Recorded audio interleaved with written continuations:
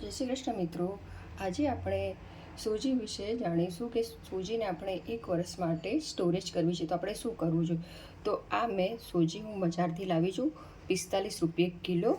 એટલે હવે જો હું પહેલાં સૌપ્રથમ આ સોજીને એક બાઉલમાં કાઢી અને ગેસ ઉપર તવો મૂકી અને એમાં આને પહેલાં શેકી લેવાની છે આપણે બધી સોજીને।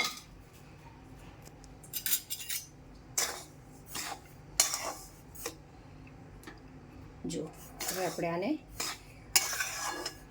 4 થી 5 મિનિટ સોજી શેકવાની છે।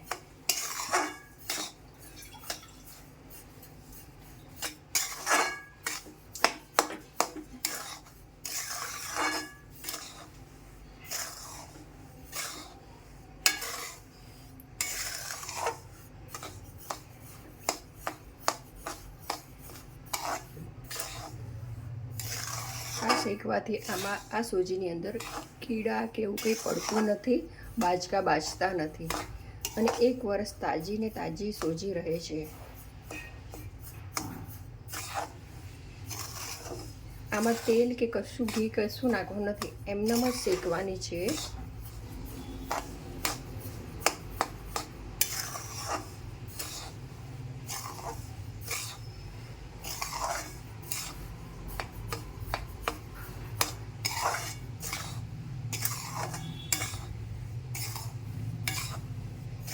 આપ જોઈ શકો છો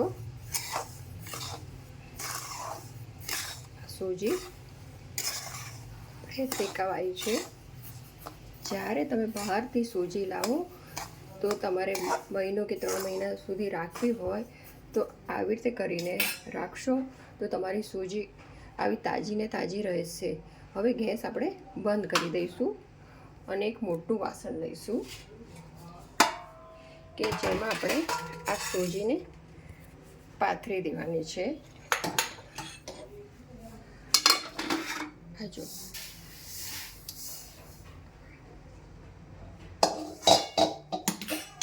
જો આ સોજીને હવે આવી રીતે આપણે પાથરી દેવાની છે, જેના કારણે આ ઠંડી પડી જશે। જો અને જો તમે આને ગરમ જ ભરશો સોજી તો પાછો ભેજ થઈ જશે અંદર અને બગડવાના ચાન્સીસ છે।